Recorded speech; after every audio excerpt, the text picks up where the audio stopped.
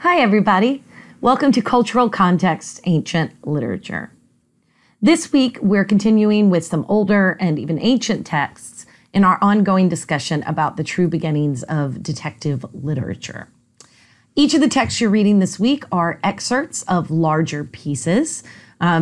So as we are diving into them, I want to provide you some context on those larger pieces, as well as the culture and history that surrounds them. We're going to start with the excerpt from The 1001 Nights. The 1001 Nights is a collection of Middle Eastern stories written by many authors, unknown authors, across many centuries and countries, such as India, Iran, Iraq, Egypt, Turkey, all that area.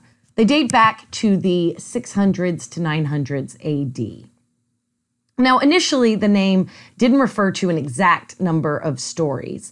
Instead, the idea of 1,000 plus one was, it was used mainly to suggest a large and even seemingly unending number of stories.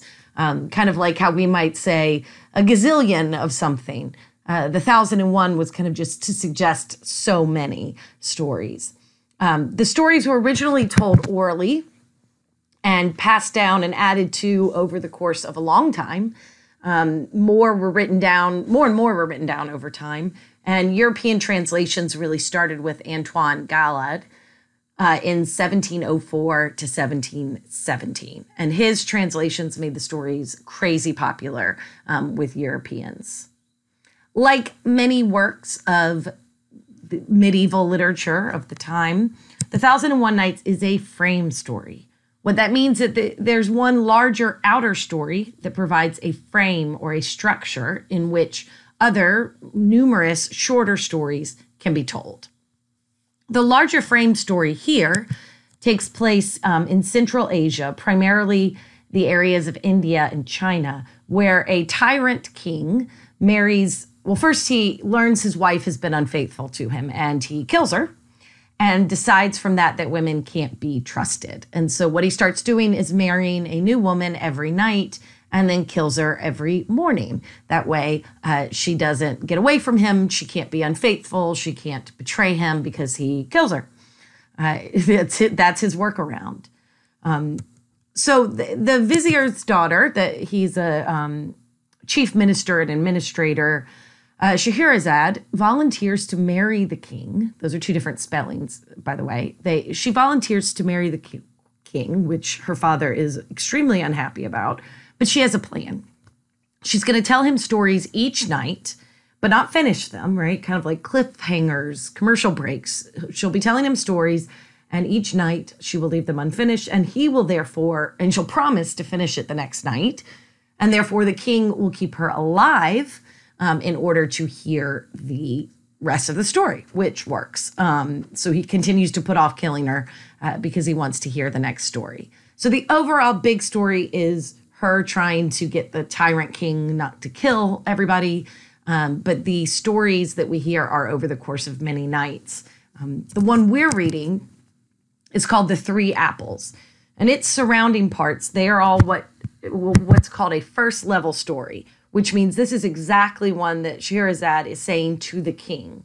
But within it, there are second level stories, which means some of the characters will start to tell stories to other characters. So they become stories within stories within stories. But the overall Three Apples one that we will be reading is a first level, starts with her telling the story. So this is 1001 Nights. One of our texts, The Three Apples, will come from this larger work.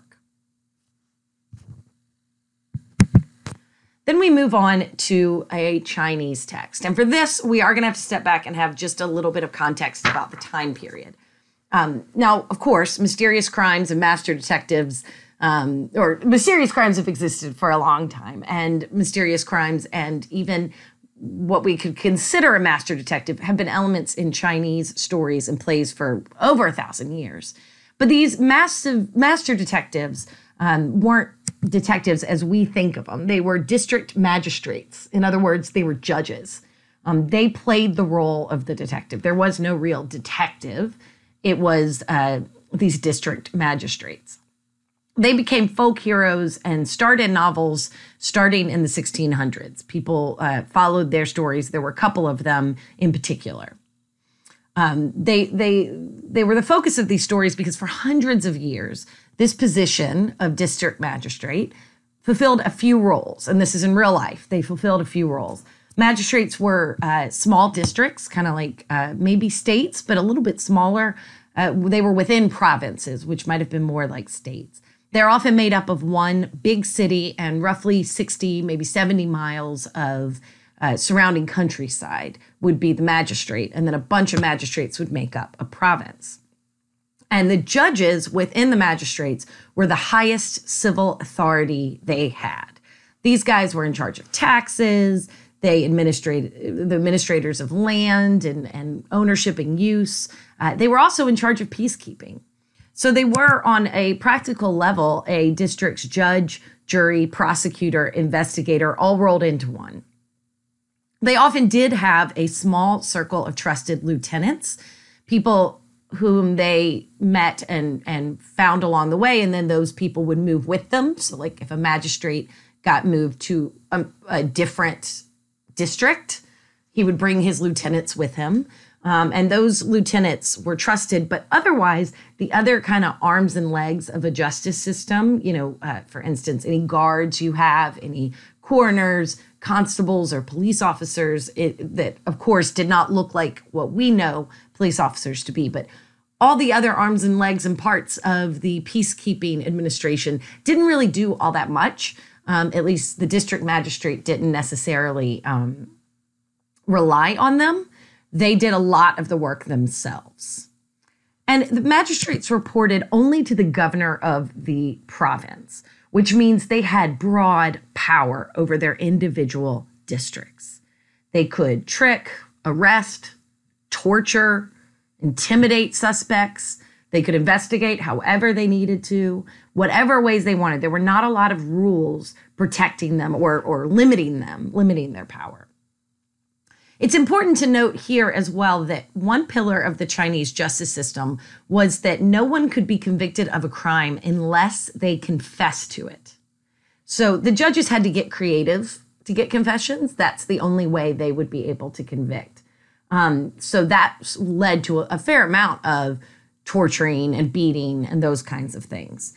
But it's also interesting to add, in addition to the fact that someone had to confess to be found guilty, if while trying to get a confession through torture, beatings, those kinds of things, while doing that, they killed a suspect and then the suspect was found innocent later on, then the judge, his lieutenants, the executors, the torturers, everybody involved in it, they'd all be killed. So it was an interesting they had a lot of power, but they also were seen as having a lot of responsibility and could be held accountable if an innocent person died on their watch. But while these figures were maybe violent and intimidating at times in real life, as literary characters, it was their intelligence and not their brawn that was the cause of their success. They had a strong sense of justice. They were seen as upright, morally strong. And then they also were quite smart. The translator and writer, Robert Van Gulik, who translated the text that we are reading this week, he identifies 5 main characteristics of what he sees as Chinese detective stories, which are these district magistrate stories that became so popular in China in around the 1600s. So starting then, he sees these as the 5 characteristics of those stories, which again, he calls detective stories. We can decide whether we think that is the case. These are things that differentiate it from the Western traditions that we might be more familiar with. One rule is, or trait rather, the criminal is often identified at the beginning of the book. That could mean the criminal's full name and history. We might even get their motives, why they committed the crime, how they did it. This style of writing, and one of the reasons people don't always think of it as a detective story, is that it's not all that interested in the mystery. It tells you kind of at the beginning who did it and how and why, and then goes into, following that story anyway. These stories make frequent use of supernatural elements. That could mean ghosts and goblins and that kind of thing. It could mean animals or inanimate objects that can talk. It could even mean often going back and forth to the underworld, like the detectives, the judges can go back and forth to the underworld to consult during the investigation with the afterlife. These are factors that play in these stories often. These stories are often also quite detailed and quite long, sometimes hundreds upon hundreds of pages. They'll go off on what we would consider tangents, writing about philosophical themes for dozens of pages, or even including real-life official legal documents that they quote in their entirety. These are patient texts. They take a long time. The people reading them would be much more interested in the details than with any kind of speedy plot that would move things along quickly, which is something we might be more used to.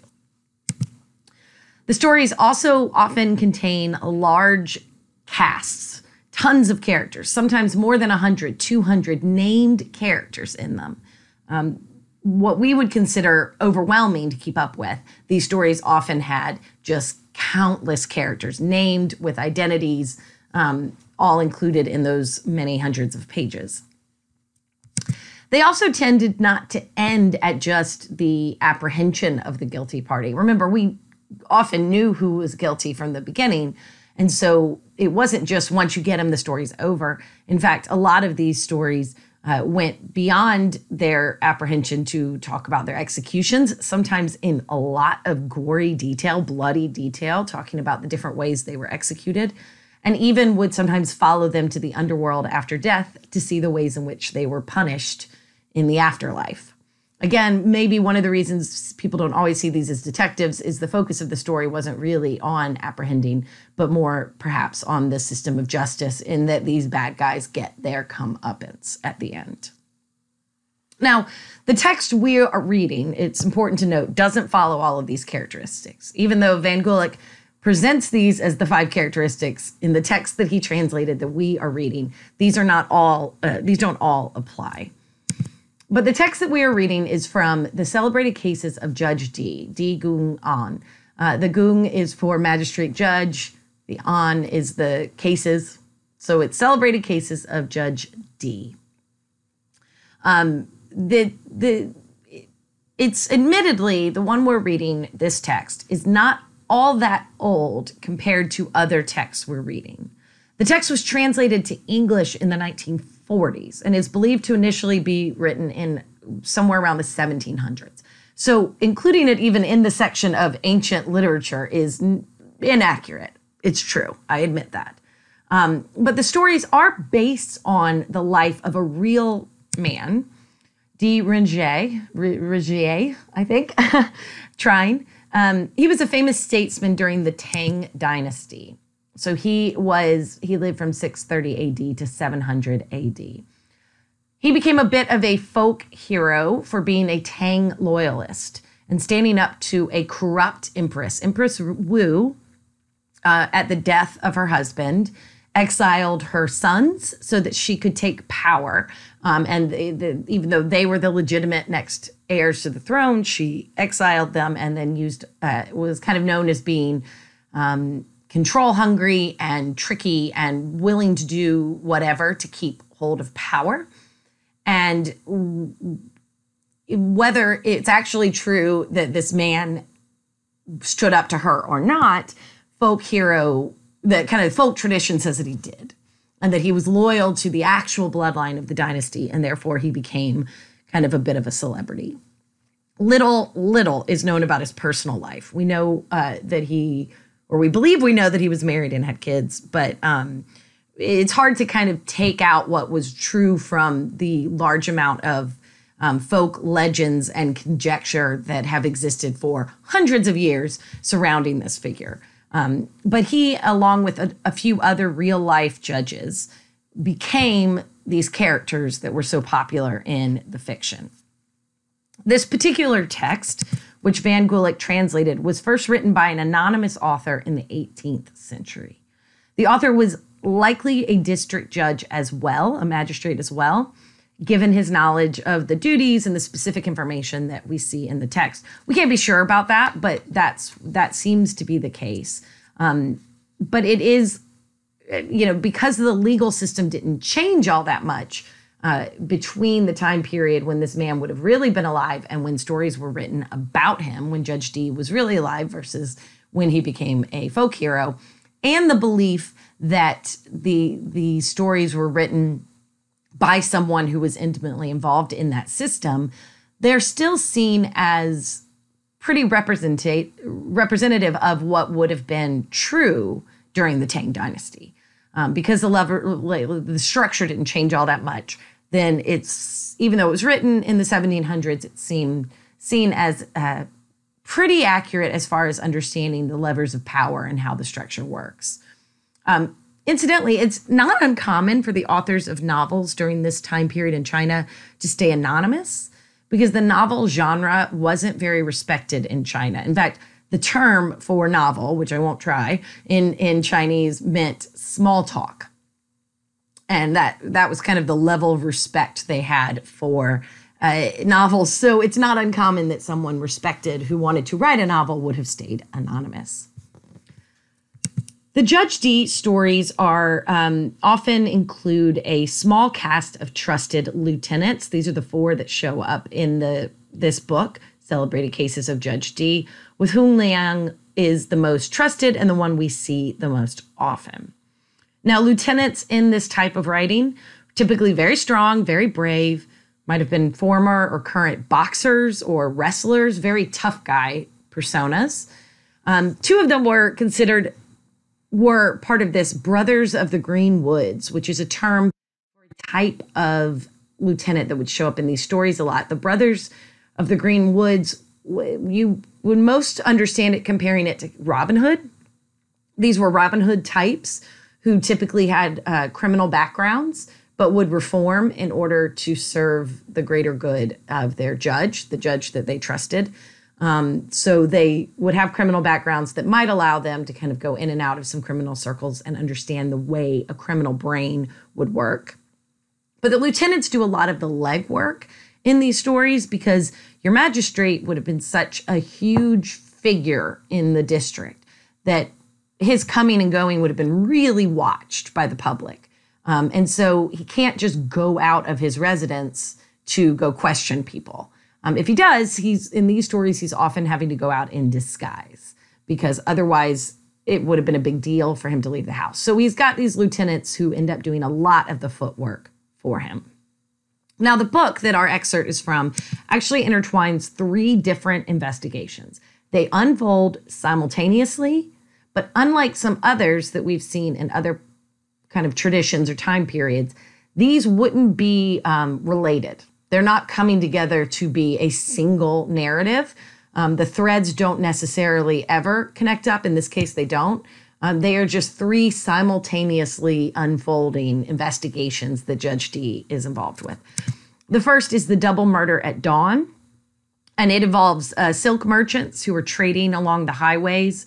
So they're interacting with some really tough and dangerous characters in this. It's like, career criminals type of world. The black market of the Silk Road is what's happening in that storyline.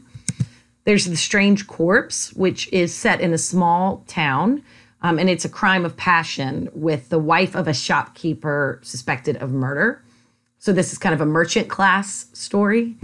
And then we have The Poisoned Bride, which is a bride murdered on her wedding night. These are kind of academically, intellectually, and economically elite people. And this is a case of trying to figure out the wife, the new bride. The new wife is killed on her wedding night. So what we get through these 3 storylines is a cross-section of society. They're all in the same district, and they are all being investigated by the same detective, but they don't interact with each other. And that's very common to this style. Now, you're going to be reading an excerpt, which, because of the way this piece is structured, it means that you're going to see parts of all of these or a few of the investigations. They're braided together, kind of weaving in and out of them, but you won't be able to follow any of these investigations to their conclusions. because the course of the whole book does that. You're just going to see some of the beginning parts of some of these investigations and the threads that the judge is following in order to get to them. You certainly can locate the text and read the rest of them, but we're just going to look at kind of how they start. So this is The Celebrated Cases of Judge Dee, which is one of the texts you're reading this week.